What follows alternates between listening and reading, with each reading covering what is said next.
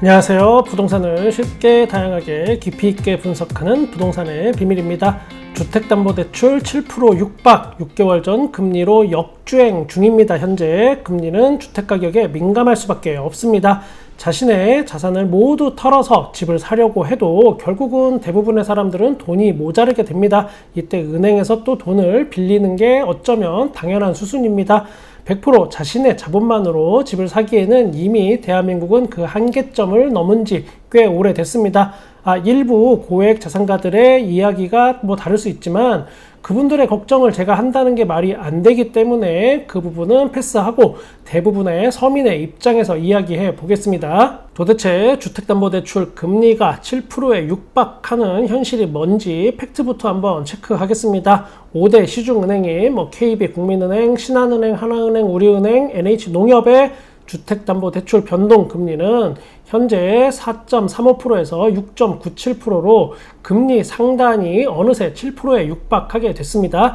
그러면 이 수준이 어떤 정도의 수준일까? 이것도 궁금합니다. 2023년 1월달 말에 변동금리가 4.13%에서 6.96%였습니다. 약 6개월 전이랑 아주 비슷한 수준이 된 겁니다. 지금 현재 이때가 바로 시기적으로 금리가 막 폭등을 하고 부동산 시장이 얼어붙던 그런 시기에 미국의 금리 인상과는 반대로 어떠한 이유에선지 우리나라는 금리가 내려가던 그런 시기였습니다.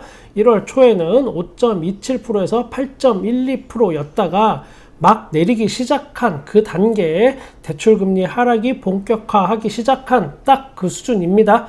그 이후에 우리나라는 주담대는 계속 금리가 하락하면서 그 이후에 5월 달에는 3.97%에서 5.37%대까지 내려갔다가 지금 다시 금리가 급격하게 오르고 있는 중입니다. 딱 2개월 만에 아주 빠른 속도로 금리 인상이 됐습니다. 그러면 여기서 중요한 건 무엇일까? 앞으로 어떻게 될 것인가 하는 겁니다. 제가 금융 전문가가 아니라서 뭐라고 딱 잘라 말하긴 정말 어렵지만 지금 현재 진행형인 은행채 금리의 상승 그리고 예금 금리의 상승 이 두 가지를 보면 추가적인 금리 인상이 앞으로 있을 확률이 높다라고 생각이 되긴 합니다. 또 이런 질문이 또 있을 수 있습니다.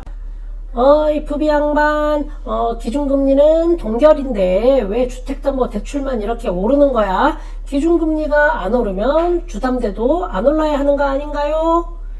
그렇긴 합니다만 결국은 대출 금리에 영향을 주는 게 기준금리뿐 아니고 이 은행채라는 게 실질적으로 그러니까 우리가 수능 볼 것도 아니고 이런 거 파고들면 영상이 재미없어지니까 이렇게만 이해해 주시면 될 것 같습니다.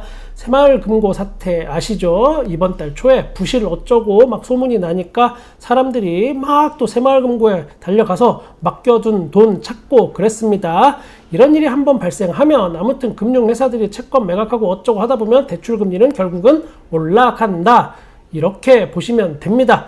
여러분도 부동산 PF 부실, 중소건설사 경영난 부도 이런 뉴스 많이 들어보셨을 겁니다. 최근에 그런 일이 터질 때마다 결국은 한 건 터질 때마다 그 영향을 받는 은행채가 널뛰기를 하고 대출금리는 그만큼 올라간다라는 겁니다. 여기서 우리가 생각해 볼 것은 앞으로 집값이 내려간다 올라간다까지는 몰라도 여러분이 어떤 선택은 할 수 있다는 겁니다. 부동산 PF 부실 및 건설사 부실이 앞으로 계속 될 것 같다라고 생각한다면 주택담보대출 금리가 올라갈 것이고 그러면 집을 사려는 사람이 당연히 줄어들겠죠. 그러면 집을 사겠다는 수요가 줄어드니까 부동산이 하락 쪽에 더 가깝겠습니다.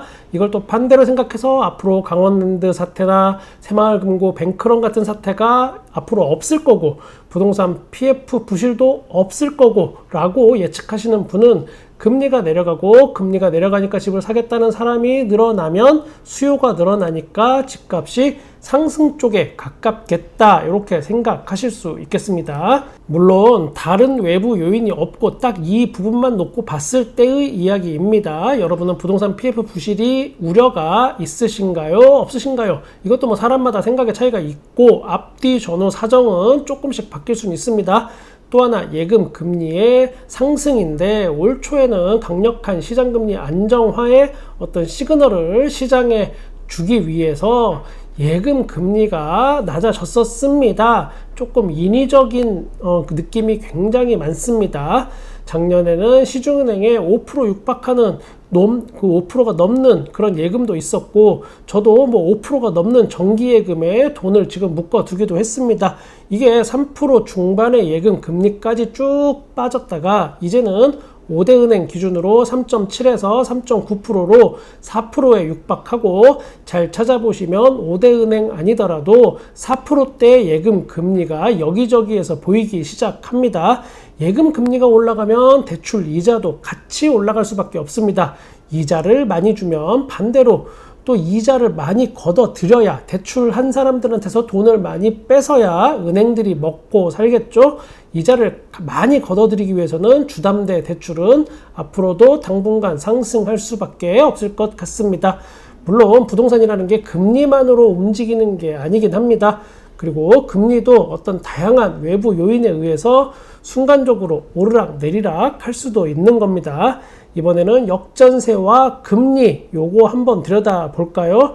역전세 공포로 부동산 가격의 어떤 하방 압력이 높아지고, 전세 보증금을 돌려주기 어려운 집주인들이 막 급매로 매물을 쏟아내려는 바로 그 찰나가 다가오자 또 한번 부동산 정책이 쓱 하고 나옵니다.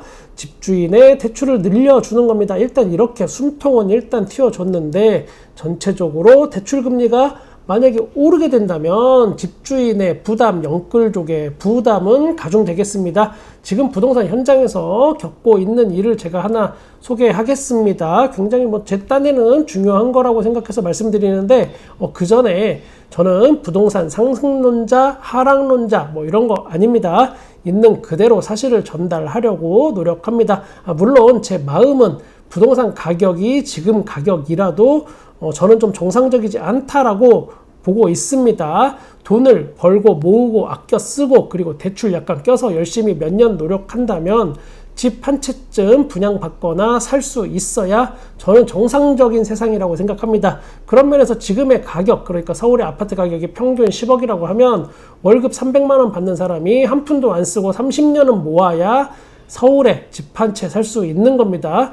제 마음이 그렇다고 해서 어떤 팩트를 왜곡하거나 해서 전달드릴 수는 없습니다. 제가 이렇게 길게 장황하게 밑밥을 깐 이유는 지금 전세 가격은 줄다리 기중 같습니다. 집주인들이 전세 가격을 스물스물 올리는 중이고, 실제 거래는 약간씩, 그러니까 기존보다는 약간씩 올라서 거래가 되는 게 느껴집니다. 하락 추세의 전세 가격이 호가를 높이는데 이걸 또 신혼부부들이 또 덥석 높아지는 호가를 덥석 무는 경우가 현장에서 종종 발생합니다. 아무래도 새로운 인생을 시작하는데 깨끗한 아파트에서 시작하고 싶겠죠.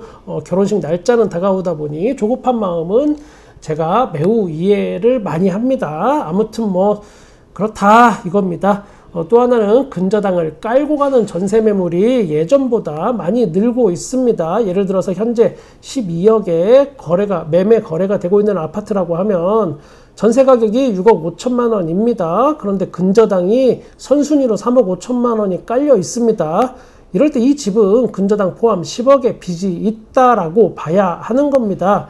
지금 당장은 엄청난 리스크가 있는 것 같지는 않아 보일 수도 있지만 사람 일은 어떻게 될지 모릅니다. 만약에 이게 부동산 폭등기였던 2020년, 2021년 이때였다면 아마 심리적으로는 조금 덜 불안할 수 있지만 지금은 제 기준에서는 불안해 보입니다. 이런 집의 전세는 지금 잘 안 나가는 것도 사실입니다. 선순위 근저당이 잡힌 전세가 잘 안 나가는데 뭐가 걱정인가 이렇게 또 생각하실 수도 있는데, 이런 매물이 지금 점차 늘어나고 있는 중이고, 올 하반기 집주인들이 대출을 받아서 역전세를 빼주고 그걸 해결한다면 이런 집이 앞으로 더 늘어날 겁니다.